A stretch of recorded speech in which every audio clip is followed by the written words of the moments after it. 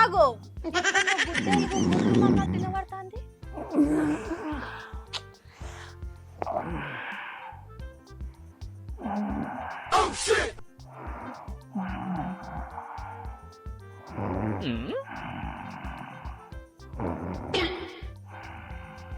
ఓర్ని మా కాక కనకడేనా చలి పెడుతుందని లేస్తలేవా, శాతనైతలేదని లేస్తలేవా? అంత పనులకు పోతుంటే చెద్దరు కప్పుకొని నిద్రపోయేటందుకు సిగ్గు అనిపిస్తలేదా? మార్రా మారు కనకయ్య మార్రా. నాకు రాత్రి నిద్ర లేదే, కొద్దిసేపు నిద్రపోని గయ్యాలదానా. ఏం మావులో చేసినావు రాత్రి? భారతదేశానికి బార్డర్లో సెంట్రీ డ్యూటీ చేసినాడు చెప్తాను. ఇది అంతకంటే ఎక్కువ. యూరియా కోసం లైన్లో నిలబడ్డా, కాళ్ళు గుంజుతానాయి, నాతో అయితలేదు.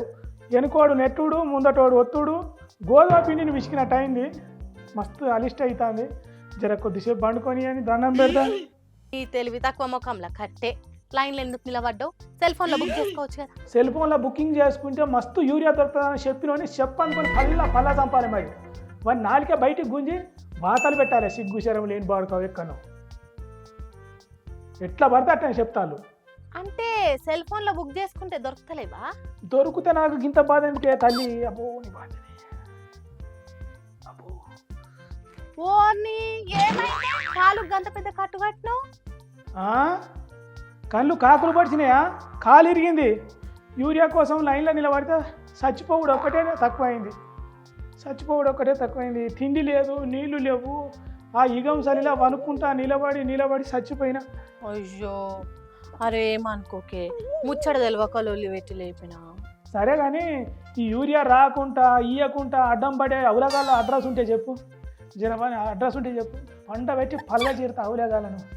అరే రే రే రే గింత గోస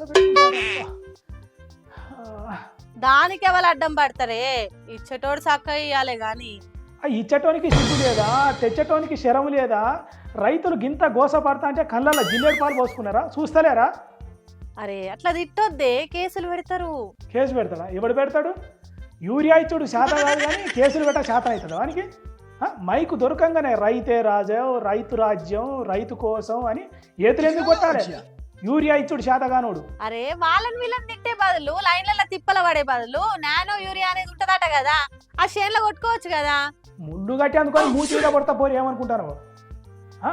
ఆ యూరియా కిందకి వస్తుందా ఆ నాయనో యూరియా? మళ్ళీ దాన్ని పంపు పెట్టి కొట్టాలన్నట. ఎవరు కొడతారు? నువ్వు కొడతావా? నీ అబ్బా కొడుతుందా? నీ చిన్న బచ్చి కొడుతుందా? మాట్లాడుతుంది నాయనో యూరియా అని నాకు చెప్తాను. అయ్యో పంపు కొట్టుకున్నాడు కూడా శాతం కదా.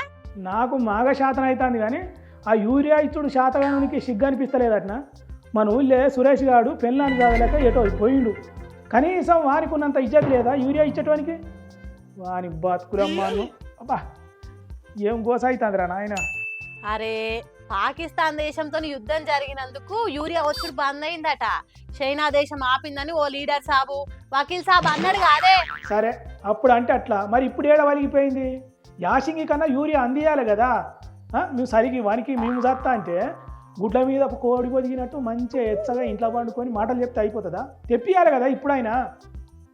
అన్ని మాటలు చెప్పుకునుడు, మత్పరిచ్చుడు, మమ్మల మాయల ముంచుడు. అయితే ఇప్పుడు ఏమంటావు?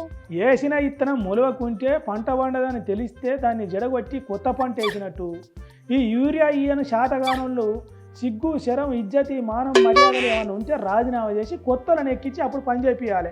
అట్లా కూడా యూరియా అందకుంటే ఎట్లనే? ఎట్లేమున్నది, రైతులంతా తిరగబడతారు. వాళ్ళ వాకిళ్ళలో పోయి మొత్తం దున్ని పారేస్తారు. ఒక్కొక్కల రక్తం మరిగిపోతుంది లైన్లలో నిలబడి చూస్తున్నలకు.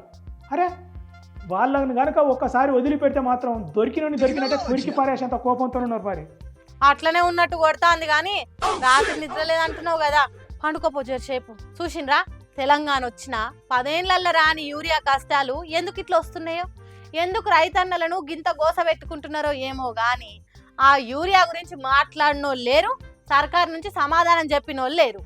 ఏందో ఏమో పోన్రి యూరియా గోసలు.